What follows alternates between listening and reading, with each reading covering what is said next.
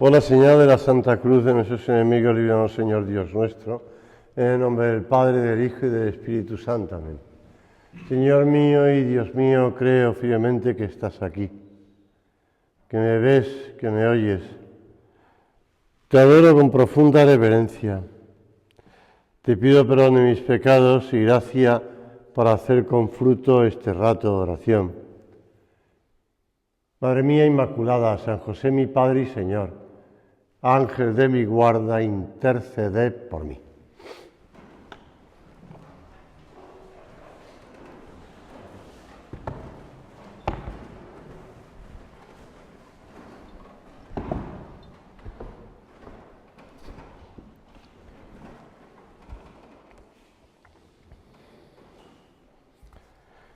Uno de los personajes más sobresalientes durante la Semana Santa, bueno, y después también en la Pascua en Resurrección, es María Magdalena, ¿verdad? María Magdalena, que el Papa Francisco quiso declararla apóstol, vamos a decirlo así. Apóstol, porque ella, después de su conversión, después de que el Señor le perdonara esos pecados y su vida, pues ella se convirtió en una seguidora fiel de Cristo. Y tan es así que insistía no solamente estar junto a Él en la pasión, como contemplamos en ese cuadro, sino que además, pues, en la resurrección. Ella era la que lideraba el grupo de mujeres que fueron al sepulcro para continuar embalsamando el cuerpo de Cristo. Realmente las mujeres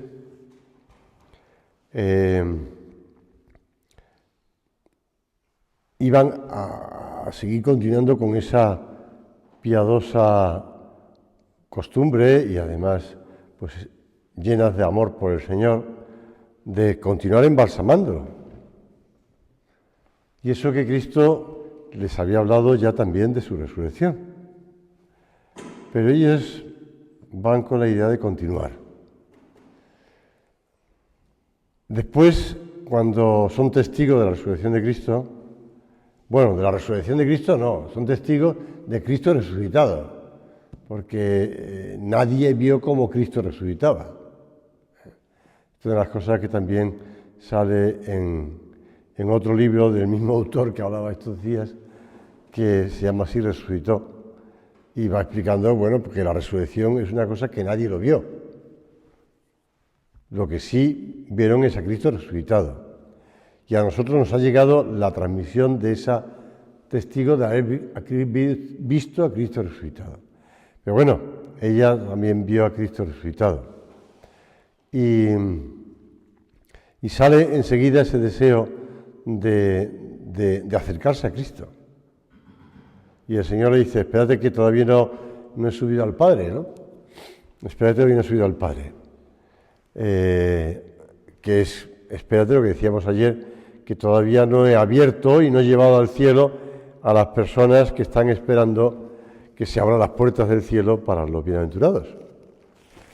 Nosotros hemos de entender que cuando el Señor nos dice en el Padre nuestro que estás en el cielo, santificado sea tu nombre. Venga a nosotros tu reino. ¿Qué reino es ese? ¿Qué reino es? El reino al final de los tiempos. El reino que supone el triunfo de Cristo como esperaban algunos de los discípulos y apóstoles en la tierra, ¿no? Ya hablamos ayer de eso. El reino del Señor es un reino de paz, es un reino de santidad.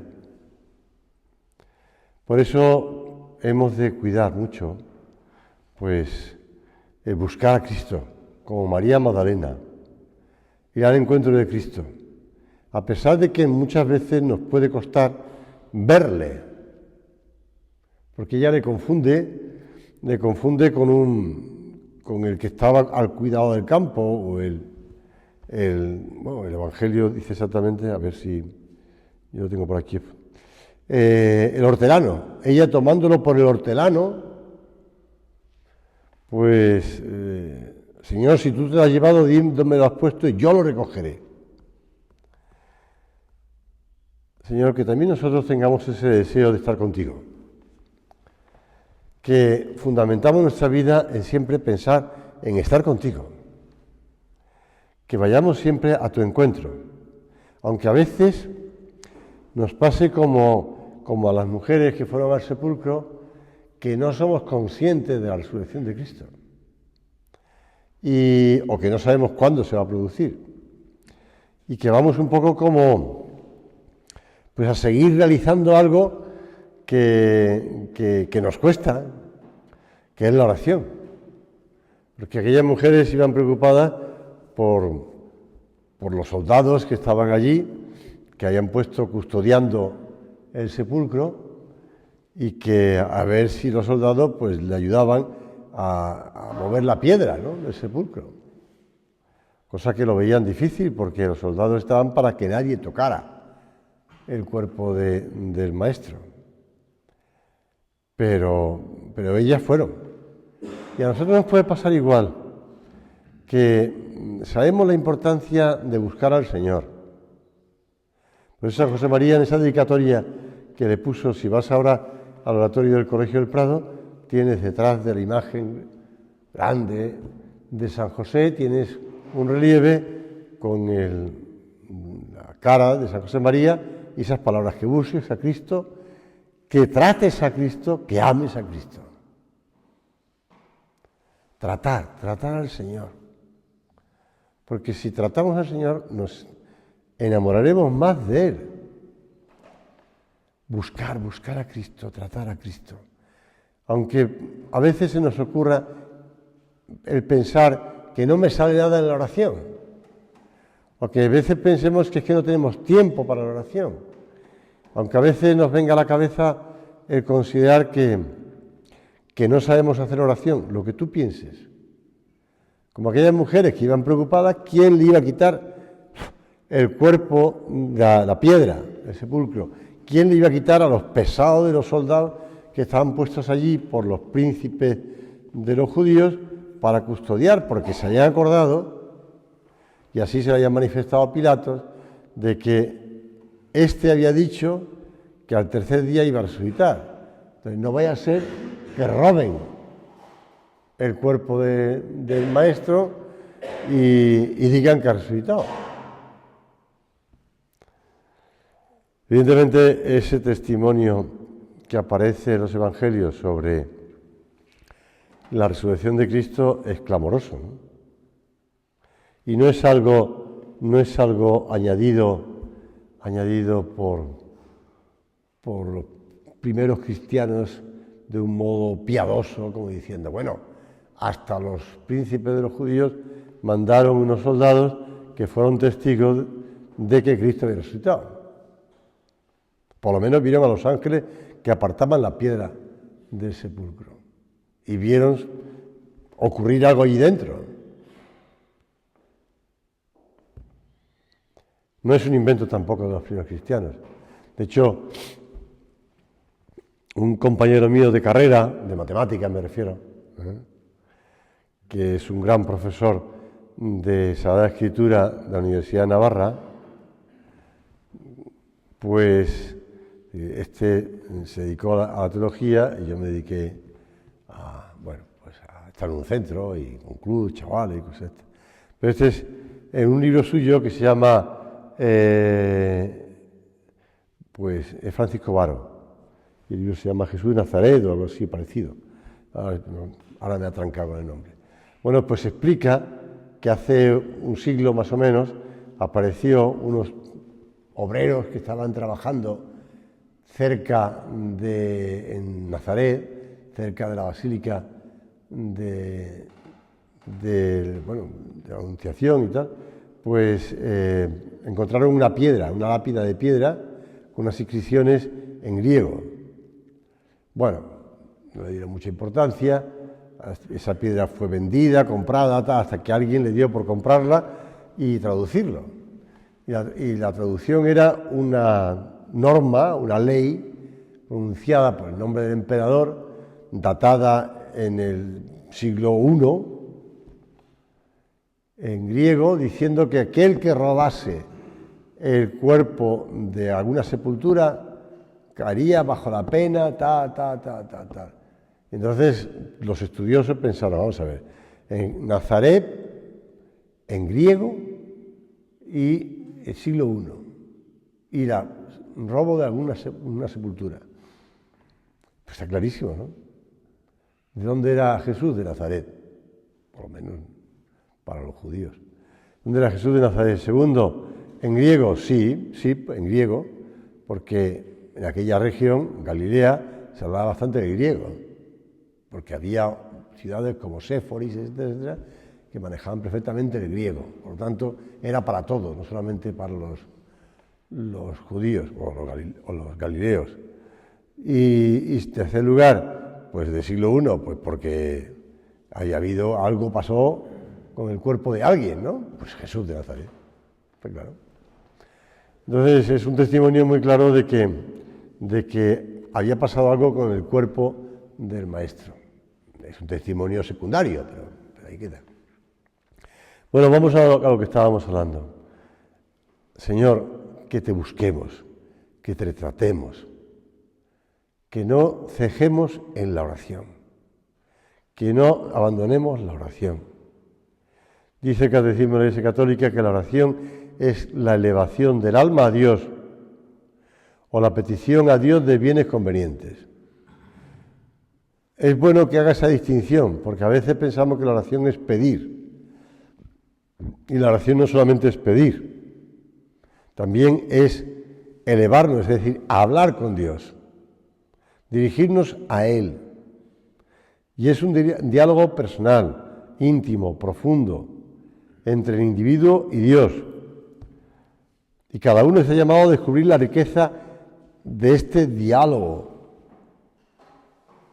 La oración es personal, evidentemente. Cuando me hablan de que el proyecto de amor conyugal, que me parece fenomenal, pues se practica o se aconseja la oración conyugal, me parece muy bien. Me parece muy bien. Pero tiene una pequeña dificultad, que es que cada uno hace su oración y no te puedes meter en la conciencia de tu mujer ni tu mujer se puede meter en la conciencia tuya. Es decir, que cada uno es personal. Tiene que ser personal. También, por supuesto, me parece muy bien la oración conyugal, lo que sea, que quiera uno o no hacerlo.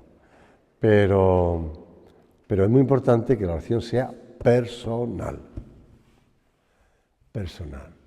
Que me parece muy bien que utilices oraciones ya escritas, que utilices textos que te ayuden para hablar con el Señor, que te alimenten.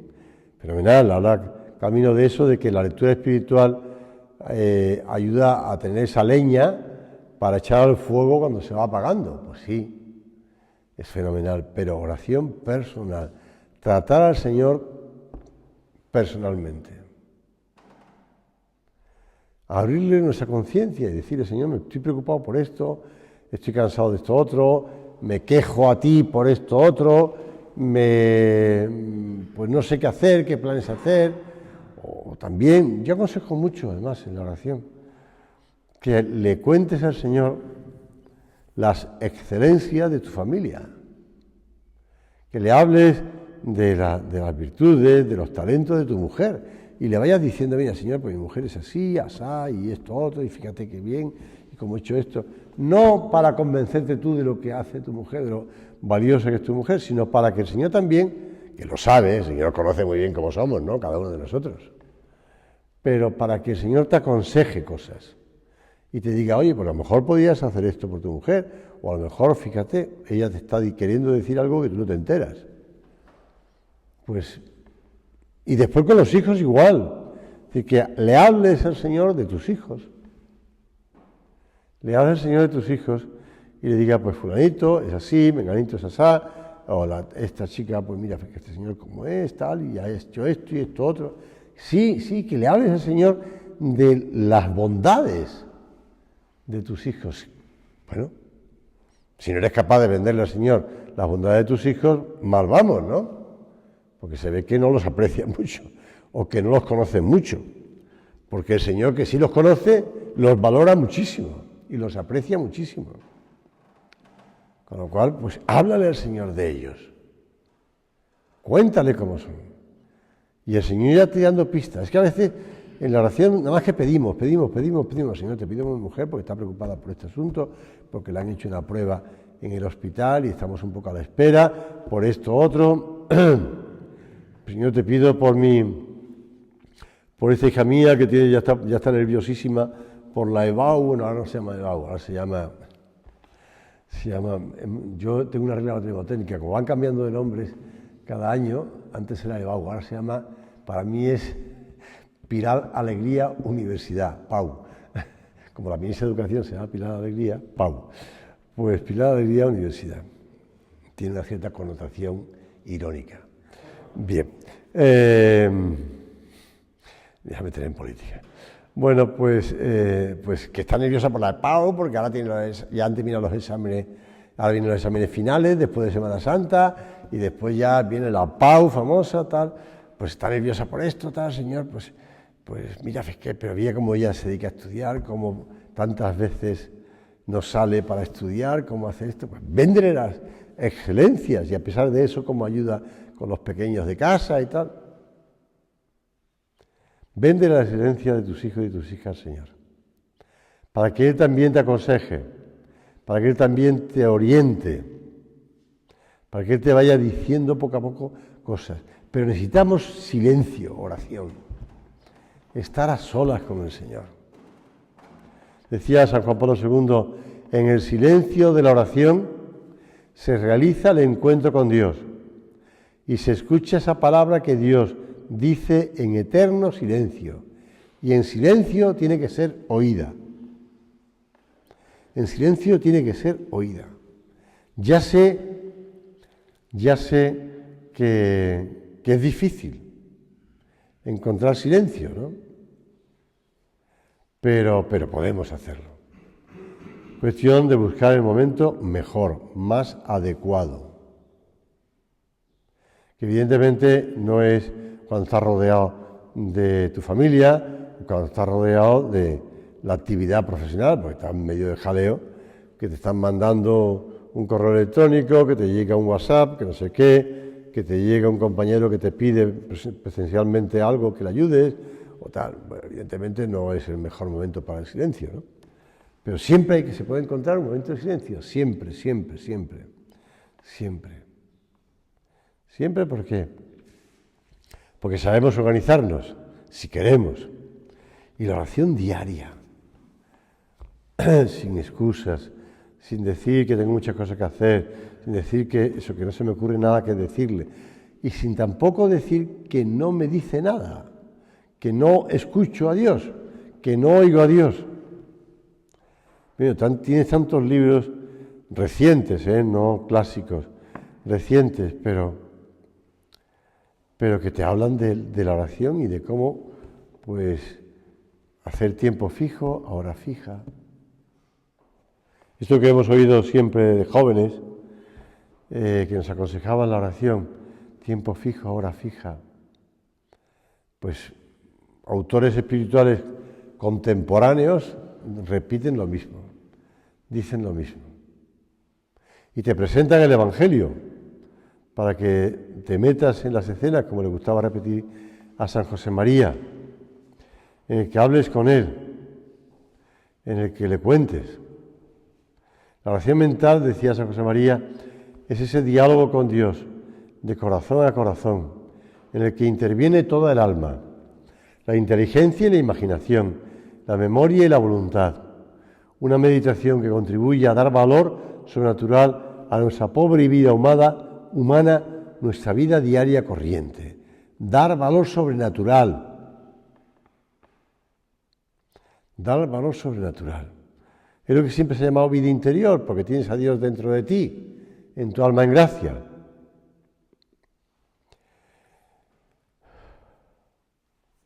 Evidentemente nos cuesta, ¿no? Nos cuesta oír al Señor, nos cuesta, pues, mantener la atención, pero siempre recuerdo mi madre, desde que yo era un niño, siempre me hablaba de una prima suya jerezana, flamenca, vamos a decirlo así, o gitana, más bien gitana, me decía, muy gitana, ¿qué tal? Que era la alegría de todos y tal, y que un día decidió, pues, hacerse monja. Vale, muy bien, se quedó en eso, y siempre oía hablar de ella. Hasta que un día ya, cuando falleció mi madre, por coincidencia de la vida, pude ir a conocerla. Pues yo estaba cerca de Huelva, ella estaba viviendo en una casa de ejercicios diocesana de Huelva, Virgen de la Cinta. Estaba al lado del santuario, la Virgen de la Cinta de Huelva.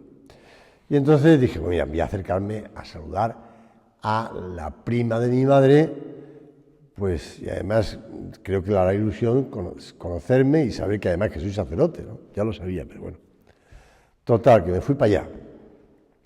Y entonces, pues, estuve charlando con ella. Efectivamente, ella era un poquito más joven que mi madre, pero era mayor. No era ninguna niña ya. Y yo ya era sacerdote, bueno, podía tener ya 30 y pocos años, pero era sacerdote. Y entonces, pues, estuvimos charlando, tal, nos reímos mucho, porque, ya digo, era muy gitana, muy espontánea. Y ella, explico, ella estaba en una casa de ejercicios. Si quieres, una casa de retiro espiritual o convivencia como esta. Diocesana, de la diócesis, pero bueno. Y ella, monja, estaba para atender eso. Me decía, ¿sabes qué? Pues oye, tantos retiros que hay aquí, tantas predicaciones, tantas cosas, yo nunca puedo hacer oración. Y nunca puedo hacer ejercicios espirituales, nunca puedo tener retiro espiritual. Claro, como estoy trabajando aquí dando tiempo, nunca tengo tiempo, ¿no?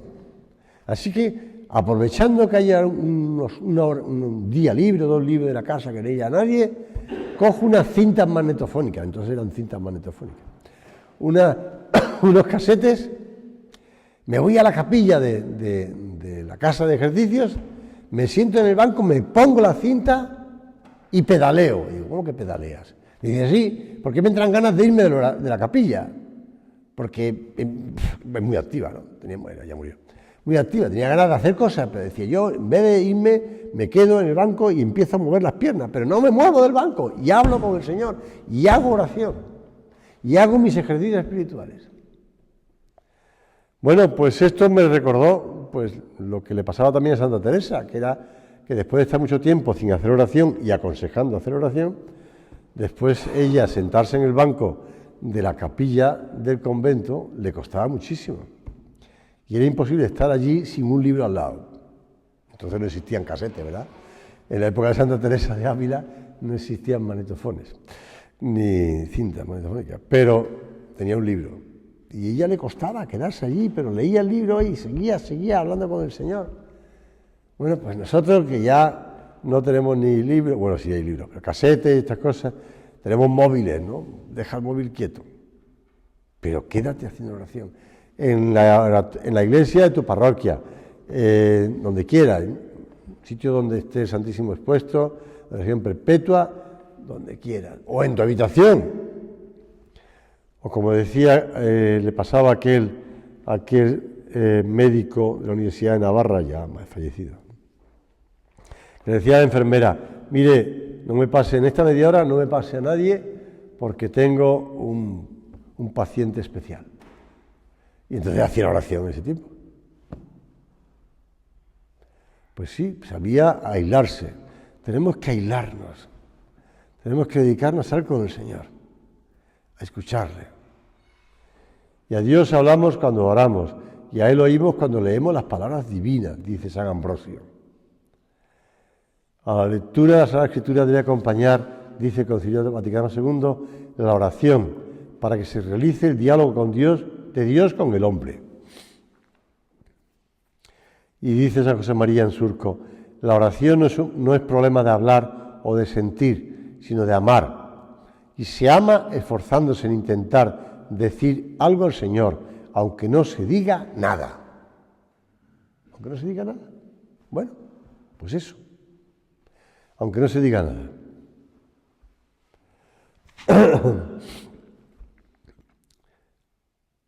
Le preguntamos al Señor, Señor, ¿por qué me dices, me quieres decir? ¿Qué me quieres decir?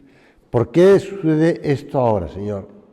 ¿Para qué me surgen estas inclinaciones en mi corazón? ¿Por qué esto me inquieta a mí y no a quienes me rodean?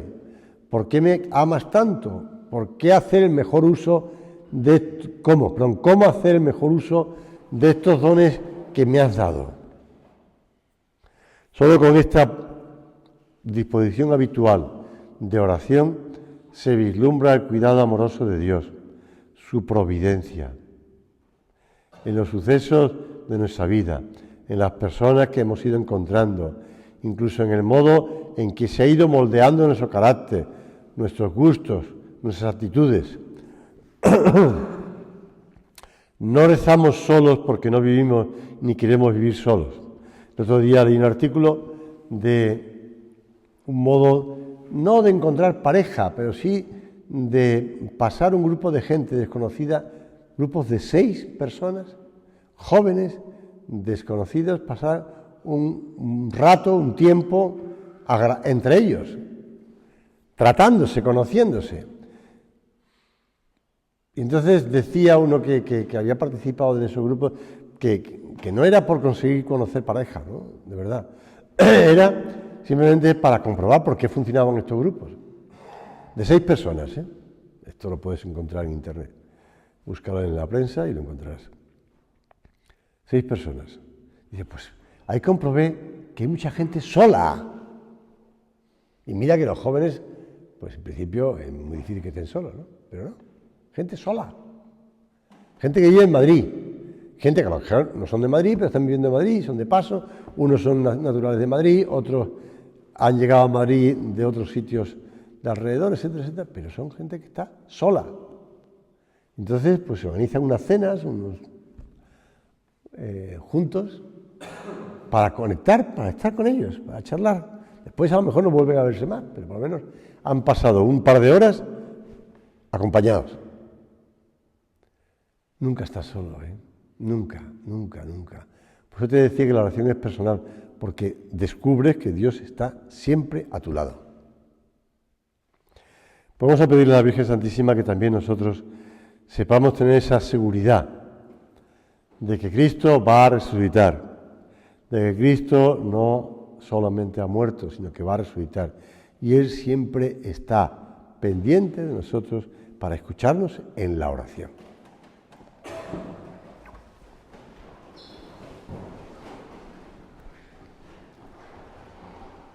Te doy gracias, Dios mío, por los buenos propósitos, afectos e inspiraciones que me has comunicado en esta meditación. Te pido ayuda para ponerlos por obra. Madre mía Inmaculada, San José, mi Padre y Señor, Ángel de mi guarda, intercede por mí.